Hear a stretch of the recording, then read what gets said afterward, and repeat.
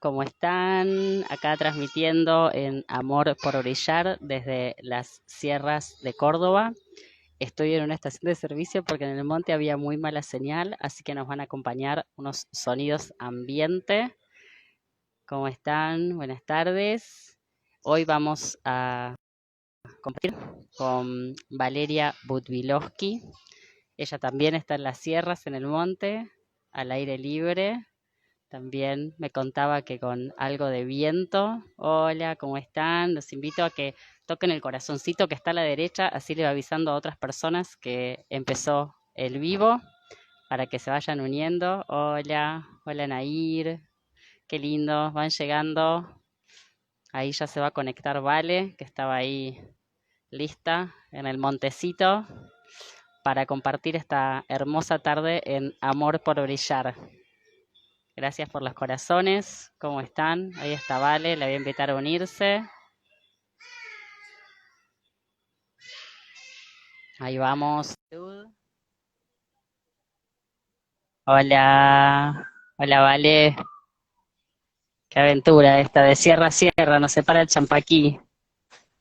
Hola Ale, hola a todas y todos y todes. Bienvenidos a esta charla tan hermosa y profunda que vamos a tener hoy. Compartiendo con Vale cómo va ese viento. Vale me contaba que había mucho viento, así que ahí está intentando su señal conectarse.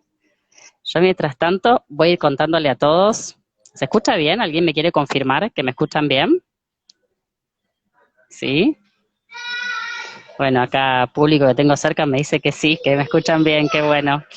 Bueno, les voy a contar que Vale y yo, Valeria Budvilowski y yo nos conocimos cuando empezaba la segunda camada de la escuela de parteras allá por el 2012 en el albergue El Rincón en Villa General Belgrano. Uy, Vale no pudo unirse, a ver, le voy a invitar de nuevo.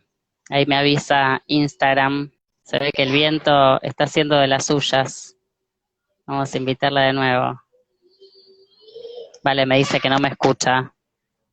Hola Gilda, buenas tardes. Ahí te invito de nuevo, ¿vale? No me está dejando verte en la lista. A ver ahí si pido. Vale, ahí va. Ahí te estoy enviando solicitud de nuevo, ¿vale? Bueno, les contaba que Valeria y yo, ahí está llegando. Esa, vamos, el viento, entre el público de la Logramos. y el viento. ¿Me escuchás bien ahora? Suerte. Sí, yo te escucho bien. ¿Vos?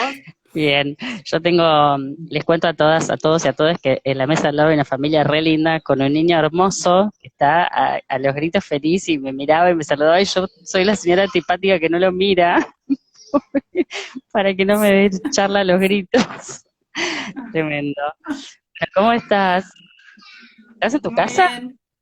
No, me vine a casa de un amigo, pues estoy sola Ah, con los peques, así que tenía que organizarme para que Clary quede acompañada. Mira, ahí entró mi mamá. Hola, mami. ay, hola, qué lindo. Está Gilda de Uruguay también. Sí, la vi Hermoso. a Gilda. Bueno, le estaba justo contando cómo fue que nos conocimos, que fue cuando empezó la segunda camada, en el 2012, en marzo, Ujú. en el albergue El Rincón.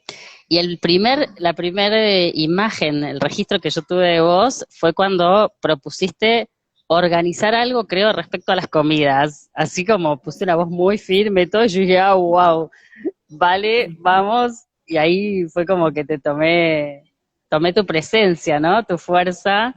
Y de ahí en más empezó un hermoso y largo camino de hermandad. Con Vale hemos compartido muchísimas aventuras, además de la escuela de parteras y la TIR, que fueron como dos momentos muy intensos de nuestras vidas.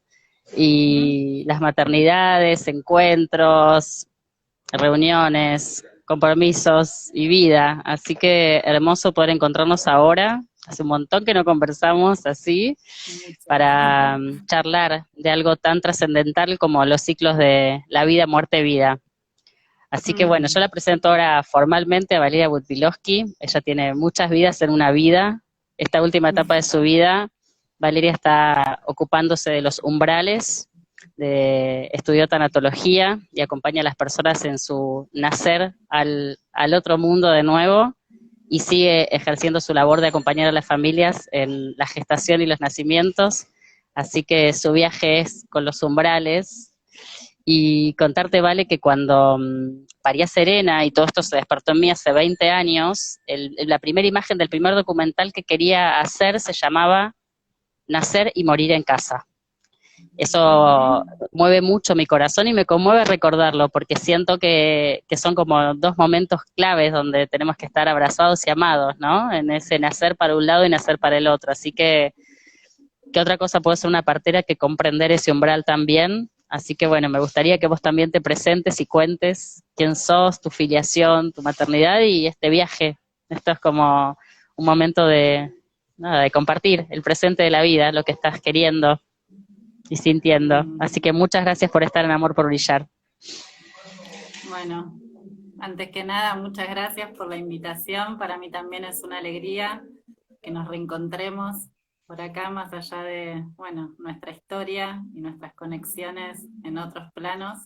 Siento que es muy simbólico también, ¿no? El encontrarnos a hablar del labor que ahora me está convocando, y para poder ordenar un poquito por ahí lo que siento compartir, que no es más que lo que estoy viviendo y lo que vengo atestiguando. Me parece que es importante empezar que con mi primera maternidad y la llegada de Pedro siento, y una certeza muy grande de querer que Pedro nazca acompañado de parteras, en la intimidad del hogar, si era posible. Nos mudamos con mi compañero a Villa General Belgrano, donde sabíamos que había parteras y un movimiento de parteras que ya estaba empezando a enraizar, ¿no? su misión.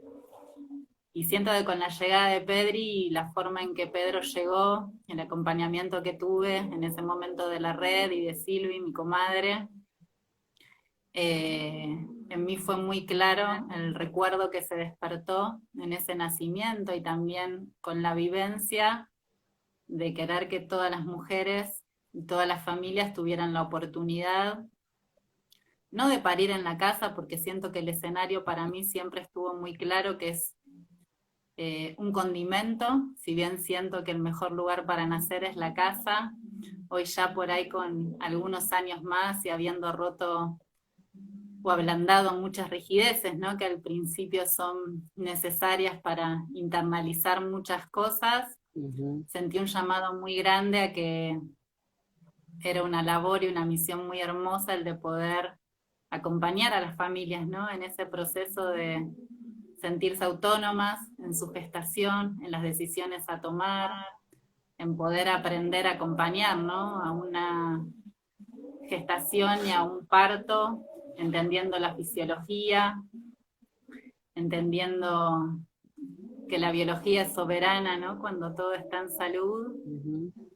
Siento que sí, hoy cuando repasaba un poco lo que sentía compartir, en mí fue siempre muy clara la humildad con la que entré, la reverencia con la que entré al camino de la partería, ¿no? De hecho, cuando me nombro partera, hay una parte mía que sabe que voy a ser aprendiz toda la vida, y que en mi historia con la partería, siempre que me convocó alguna familia o llegué a algún escenario para acompañar, fue desde un lugar muy sentido, muy pensado, muy meditado, siempre acompañada de parteras con más experiencia, armando equipo, estando en red.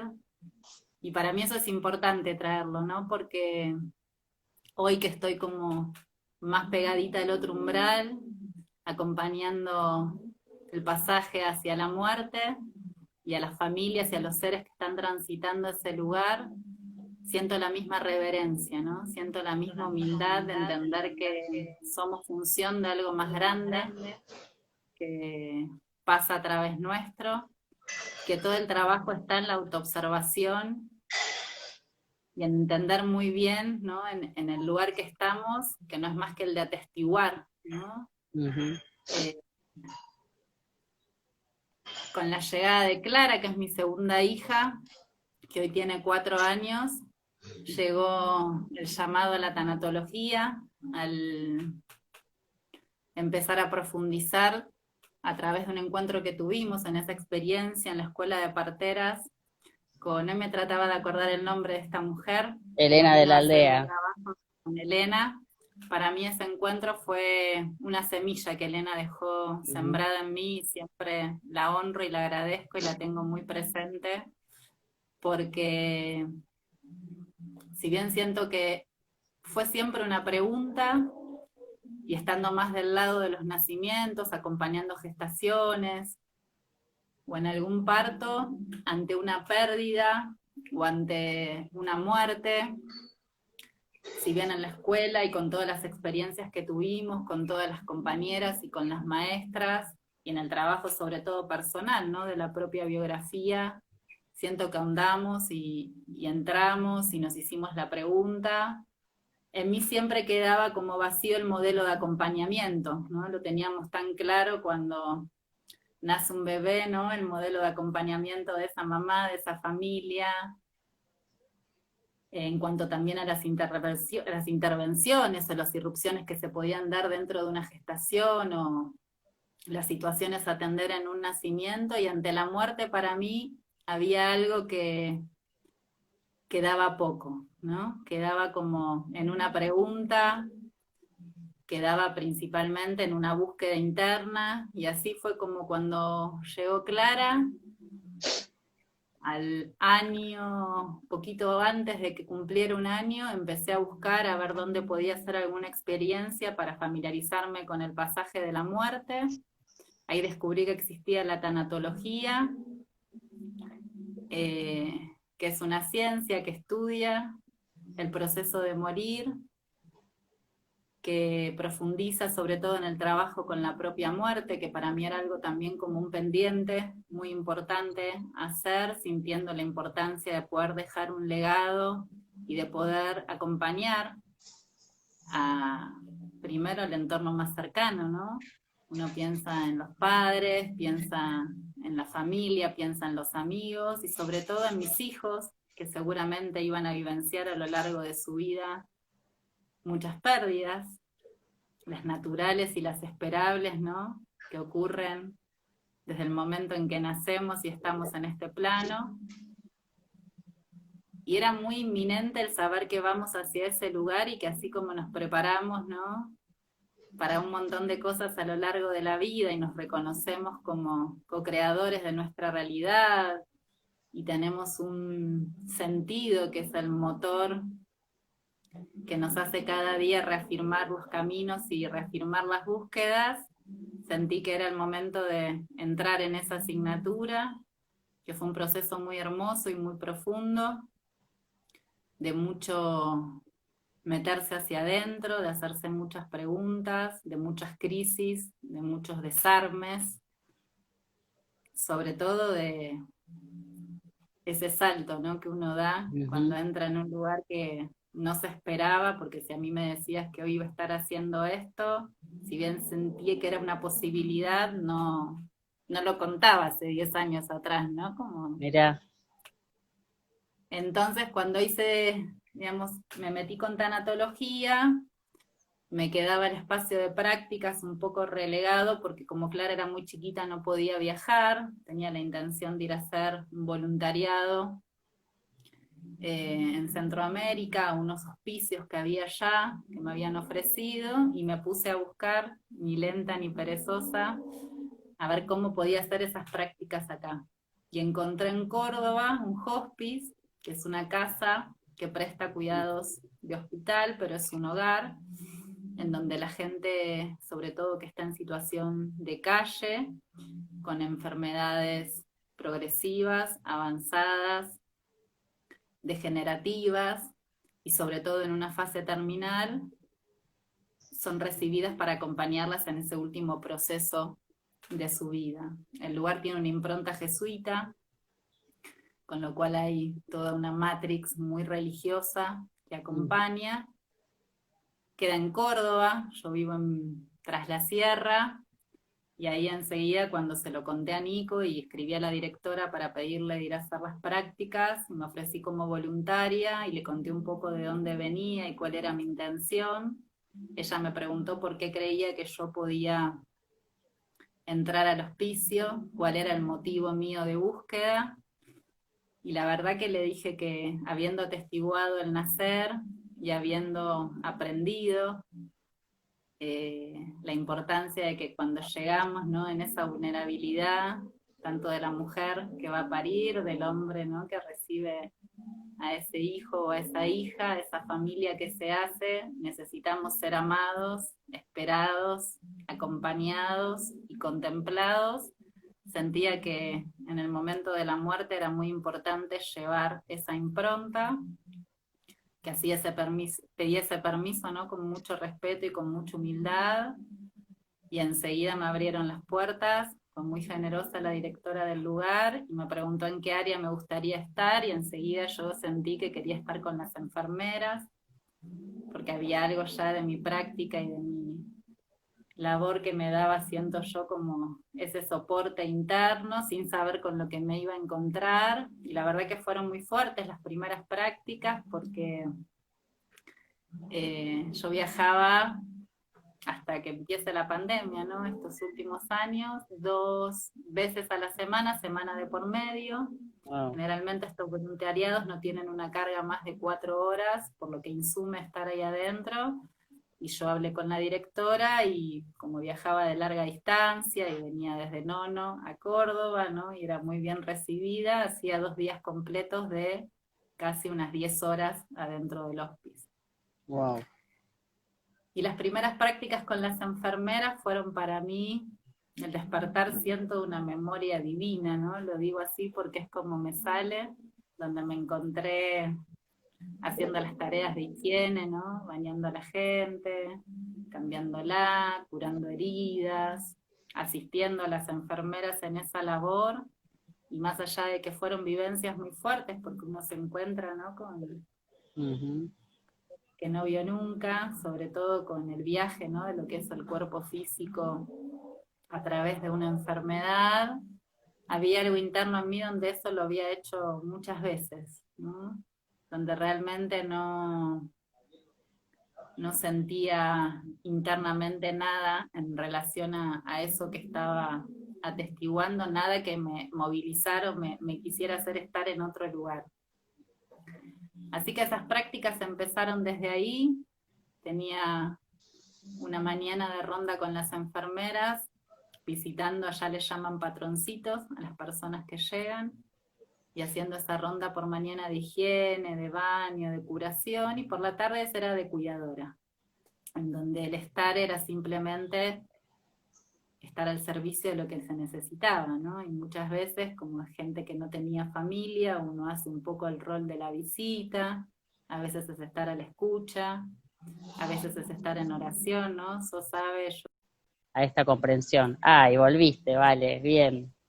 Ah, me había ido yo, pensé que eras vos, debe ser mi señal entonces. Ahí están diciendo, ahí va. Ah, qué loco, yo no sé si no me escuchan. Quédense, ahí está Marian. No sabemos quién escuchaba a quién. Yo te estaba contando la experiencia con Elena de la Aldea, sobre trabajar la propia muerte, ¿no? Y escribir la biografía, la línea de vida y la fecha de la muerte. Y cómo uno puede empezar a verlo de otra manera, ¿no? Esto de que yo siempre hablé del día de mi muerte, y ahí me dice que no se escuchaba a ninguna. Bueno, no importa, está muy bien. Estabas por hablar de tus rezos, ¿vale? Bien. Y bueno, el estar en esas tardes tenía que ver con estar al servicio de lo que el ser que estaba transitando ese momento necesitara, ¿no? Y ese fue para mí también un momento de poner mucho en práctica un recurso que tuve siempre, ¿no? Yo tuve una maestra de partería con la que me tocó mucho acompañar, y durante muchos años y mucho tiempo solo observar. Entonces siento que la observación en mí es una de mis herramientas más grandes y más valiosas. Y a raíz de esa experiencia que tuvimos en el hospice, empecé a abrir la posibilidad de acompañar tanto a los seres que están transitando un final de vida como a las familias que los están acompañando. ¿Se me escucha bien? Porque yo te veo pausada. Sí, sí. Yo te escucho. Bien. ¿Te escucha? Yo tengo acá un testigo cercano. ¿Me escuchas? Ok.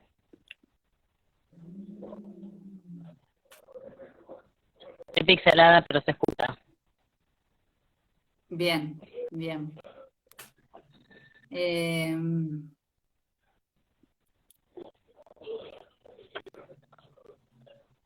Ahí siento como un lugar en donde hoy puedo decir ya con un poco más de experiencia y de camino recorrido, que hay gestos, expresiones o cualidades que se juegan en un final de vida, que también están presentes, siento yo, en un nacimiento. Y siempre que estoy atestiguando a un ser que se está yendo, tengo la posibilidad de estar cerca de su entorno más cercano. Puedo ver como, así como los primeros años del bebé, que empieza a expresarse, ¿no?, con la palabra, el sonido, después llega el andar, y en algún momento se enciende el pensamiento. A la hora de retirarse de este plano, de alguna manera esos gestos se van retirando de la misma manera, ¿no? Hay un momento en donde el andar ya se detiene,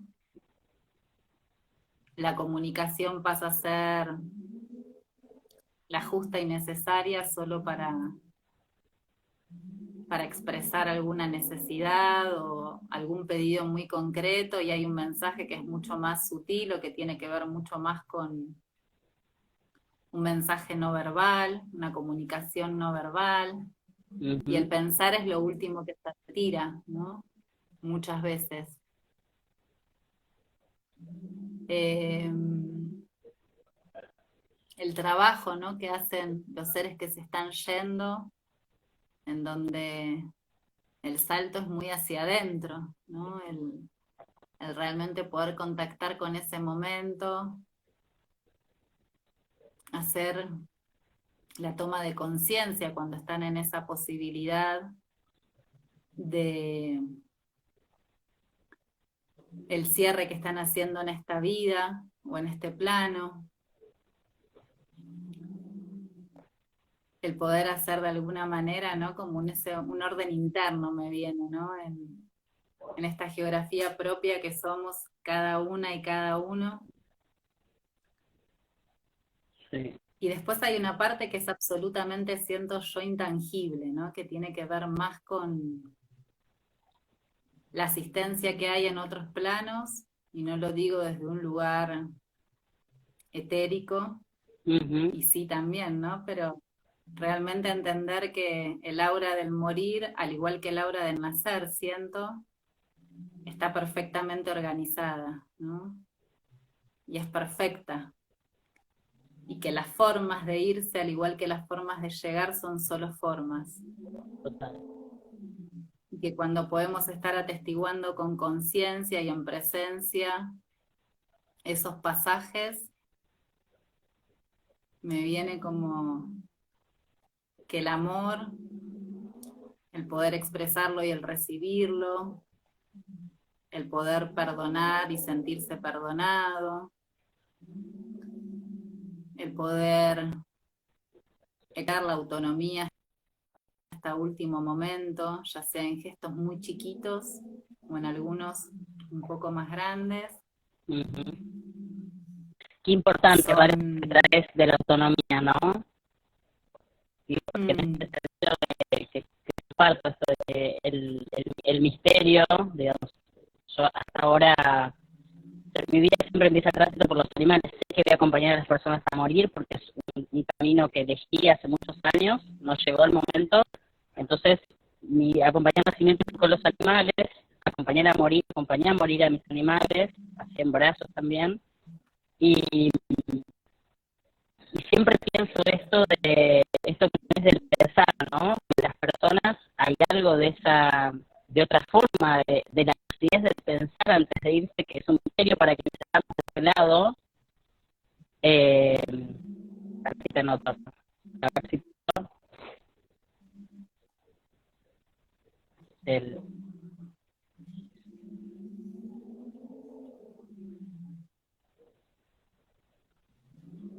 te estoy escuchando mutado, So. por eso te escribo. Ahí va, dale. Perfecto. Ahí va, esto es un vivo con escritura. Ahí está. Mm.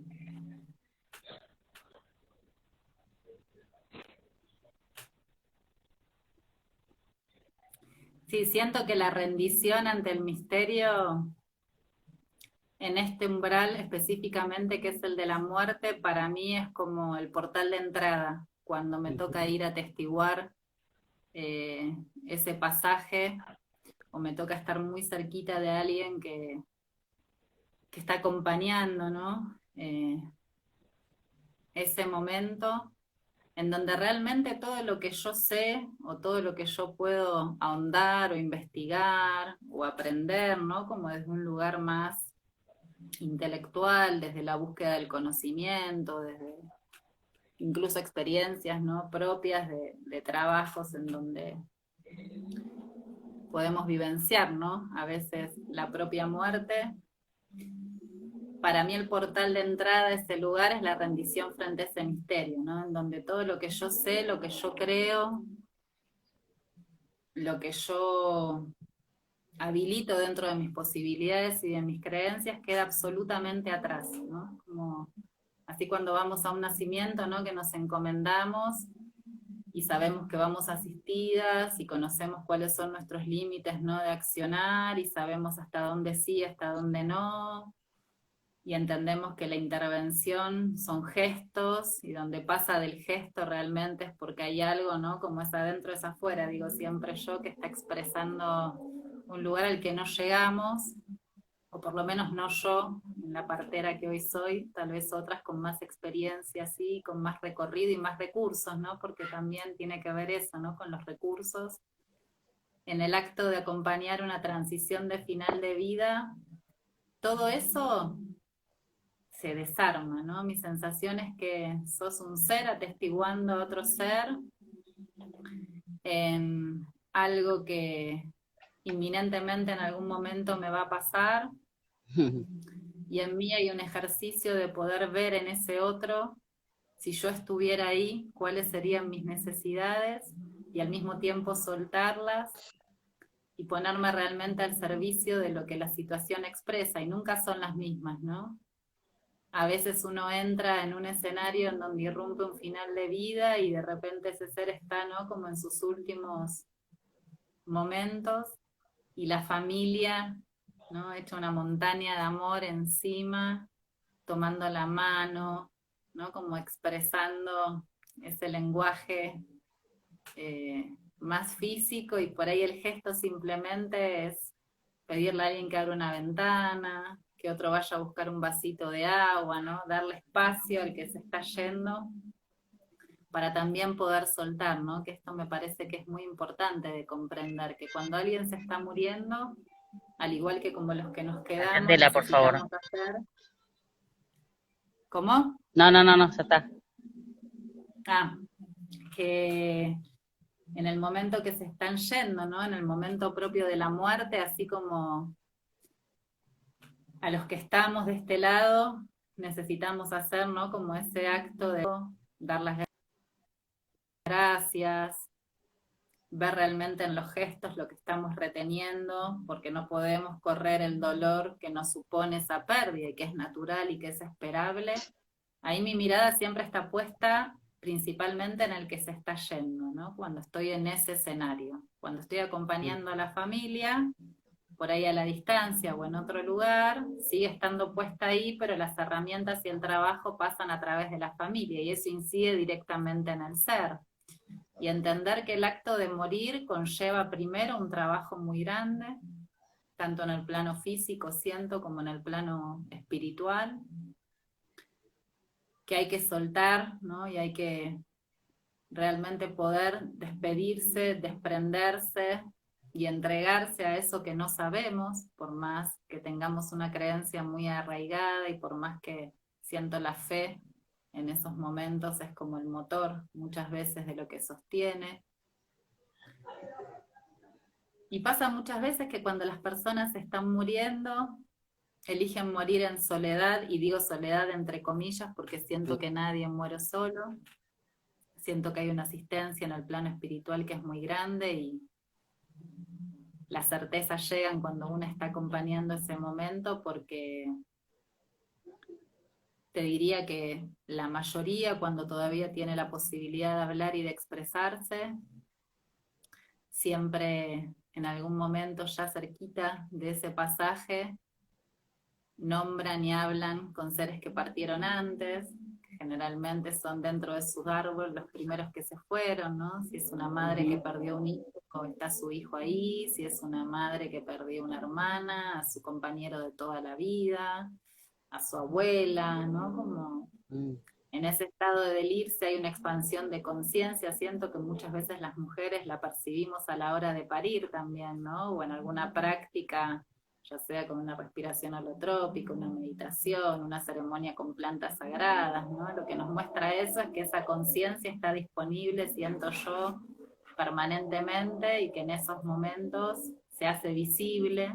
Por eso siento que nadie muere solo, pero que para poder estar ahí es muy importante entender que el que más trabajo tiene que hacer es el que se va, ¿no? En Claro. un punto, porque está siendo consciente de ese pasaje, está viendo, ¿no? Como de cara ese salto que tiene que dar, Wow. y al mismo tiempo todos los que estamos de este lado sosteniendo, cuando no estamos dentro del escenario familiar que irrumpe y somos los que acompañamos, siento yo, tenemos que tener de verdad mucha escucha a la hora de proponer algún gesto, traer alguna palabra. Y ahí es donde yo siento que la plegaria y la oración me sostienen y me dan a mí un recurso en lo personal que es universal para todos, ¿no? A quien no le gusta cuando un ser querido y muy cercano se va, que le prendan una vela, que le hagan un rezo, que le traigan un canto.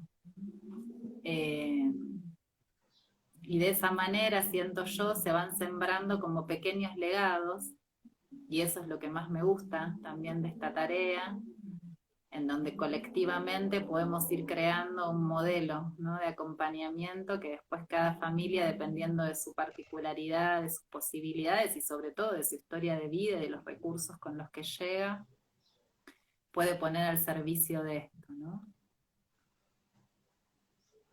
Hay una vulnerabilidad en ese momento, tanto física, y sobre todo porque, bueno, en mi experiencia, en lo que vengo acompañando y atestiguando, trabajo y estoy cerca de personas que transitan enfermedades y llegan a ese fin de vida a través de una enfermedad. La verdad es que hoy, en una gran minoría, se ve que alguien llegue, ¿no? Como a ese umbral por ser un adulto mayor, ¿no? Que ya llegó a esa etapa en donde el cuerpo empieza a decrecer en sus funciones, a apagarse despacito, en donde como familia acompañamos eso, tratando de proveer cuidado para que no haya dolor, para preservar la autonomía, pero no buscamos la enfermedad, el síntoma, y lo atendemos, entendiendo que, ¿no? Una persona grande puede ya entrar en esa etapa. Yo lo que estoy ahora acompañando y lo que más me llega son situaciones de enfermedades que son progresivas, degenerativas, avanzadas, crónicas, y algunas irrupciones como suicidios, accidentes y esas muertes que irrumpen, donde uno lo que acompaña es principalmente a la familia, Sí. aunque también siento que podemos acompañar a esos seres en un plano espiritual, en profunda conexión. Sí. Entonces realmente lo que me está dando a mí hoy, el poder como danzar, ¿no?, entre estos dos mundos, es entender que tanto la de nacer como la de morir son formas, ¿no? Y poder decir que el suicidio es una forma de irse de este plano, más Qué allá de cómo se fuerte. irrumpe en un escenario familiar y más allá de lo que cuesta, ¿no?, realmente comprender, y que cuando se muere un niño o cuando se muere un bebé, o cuando son esos accidentes múltiples o esas catástrofes en donde muere mucha gente, hacer el intento todo el tiempo, ¿no? Estando en este lugar de ver a la muerte como una posibilidad y a la forma como un escenario, ¿no? Y desde ese lugar a mí me resulta más fácil acompañar, ¿no? Más allá de que en cada acompañamiento muchas veces, y dentro de la fundación donde trabajo, tenemos un equipo interdisciplinario que lo dirige una médica que, entre muchísimas cosas, también es paliativista, y tenemos nuestros ateneos y nuestros encuentros, sobre todo para profundizar en los procesos que cada uno y cada uno va acompañando y va teniendo en relación a esos acompañamientos. Claro. Todo el tiempo no es como pasaba un poco en la escuela, un poco mucho por no decir, ¿no? Todo el tiempo la mirada es hacia adentro, el trabajo es con la Ujú. propia geografía, con la propia biografía, con entender que somos producto de esa historia, y que cuando tenemos la posibilidad de llegar a un escenario familiar, esto que yo te digo, ¿no?, de la rendición y el gesto de plegaria, de entrar en ese momento cuando alguien nos convoca, desarma la jerarquía, ¿no?, que eso también sentí que, a diferencia de la partería, eh, en donde hay una jerarquía que la marca, ¿no?, la experiencia y el conocimiento, y en ese contexto siento que es absolutamente válida y necesaria, porque de alguna manera sabemos lo que estamos esperando, conocemos la fisiología del nacimiento y sabemos dentro de qué parámetros, ¿no?, estamos en salud, o empieza a haber, ¿no?, como esas alarmas o esas manifestaciones que nos hacen como redireccionar el acompañamiento. En una muerte no es así, ¿no? Más allá No. que lo que se cuida a último momento siempre es que no haya dolor, siempre que el ser que se está yendo sea realmente respetado en sus decisiones de hasta dónde quiere y hasta dónde no. Y ese es un Ujú. trabajo muy profundo que toca hacer con las familias, ¿no?, en donde realmente hay una decisión del ser y es una decisión del alma, siento yo, el llegar hasta un lugar. Eh, Son todos escenarios para mí, experiencias que principalmente me dan a mí, ¿no?, como la vivencia de entender hacia dónde vamos, más allá de cómo sea, ¿no?, el día de mañana, la muerte que a mí me toque, que nos toque, que es algo en lo que hace ya algunos años, ¿no?, vengo como pensando, trabajando y profundizando, y con los años van como cambiando, ¿no?, los escenarios que uno se imagina.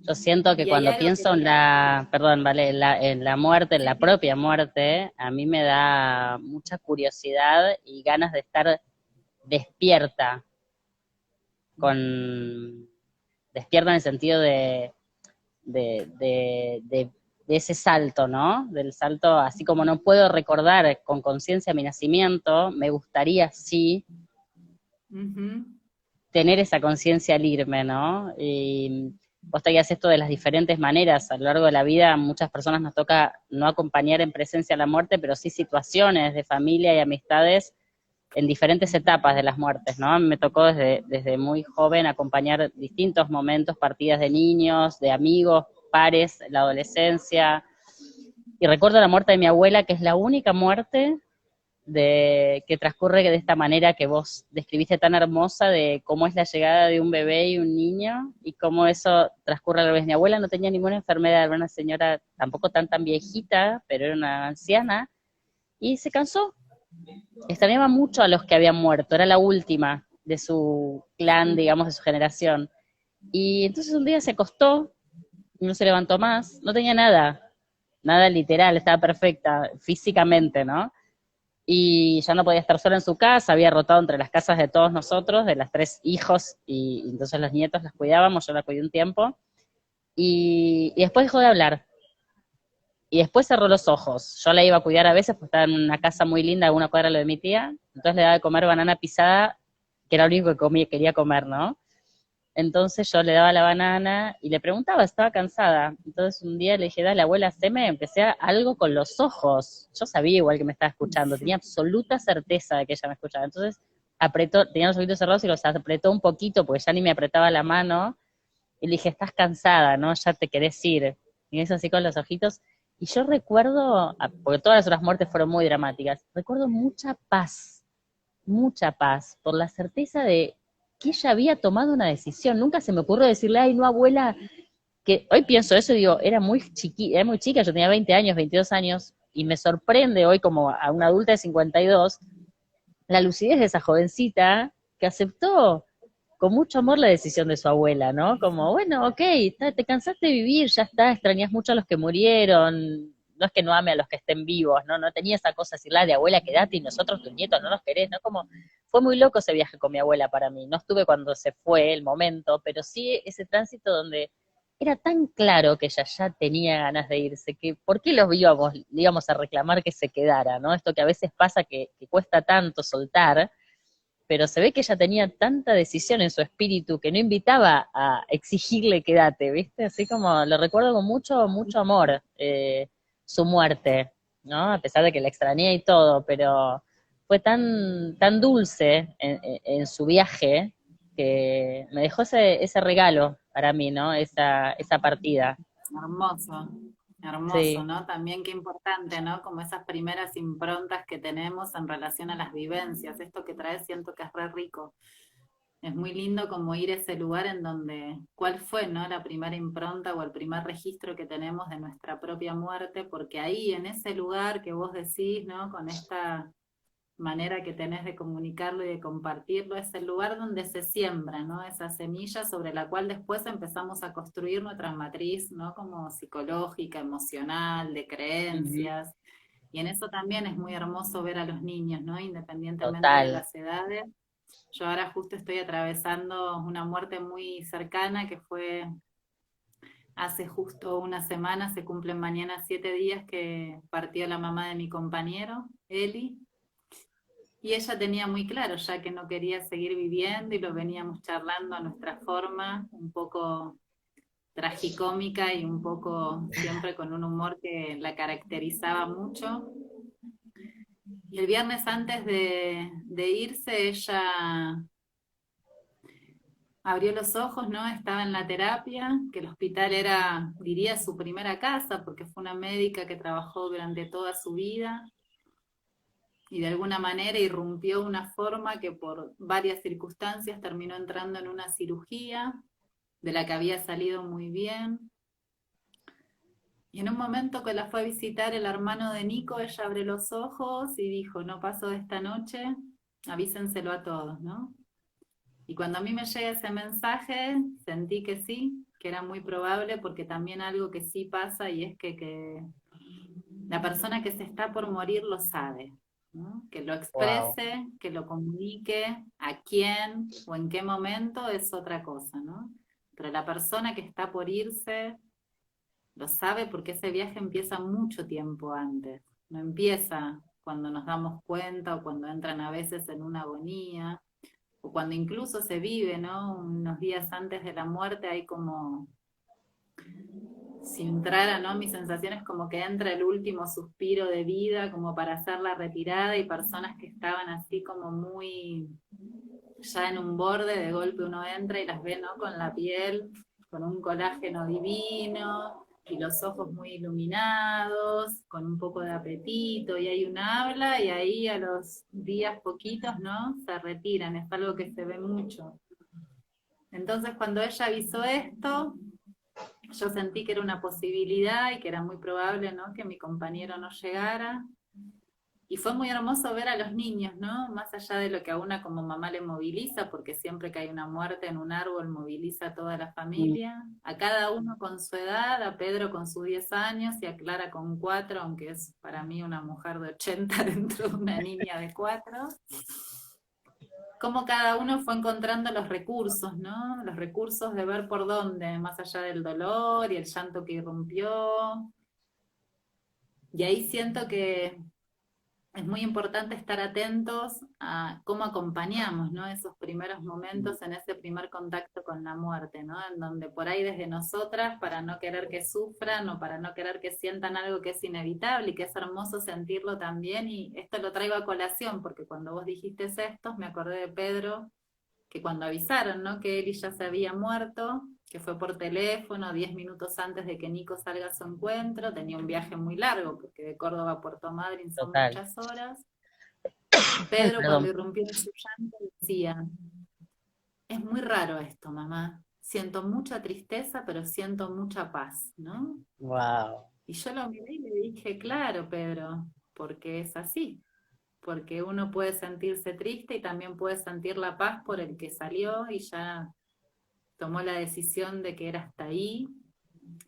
Y también hablando de los escenarios, entender, ¿no? Que muchas veces lo que para uno es incomprensible o es una forma injusta, que se muera solo en un hospital, que no tuviera la posibilidad, que ahora encima, ¿no? Con estos escenarios de pandemia, está todo mucho más, yo como complejo, ¿no? Porque la realidad es que a una terapia intensiva no puedes entrar, hay horarios de visitas muy reducidos. Y lo que yo estoy trayendo como un ordenador, porque lo atestigué y porque lo creo, es otra vez esto de los escenarios, ¿no? De entender que cada uno, de alguna manera, manifiesta o expresa un escenario que es el escenario perfecto para poder dar ese paso.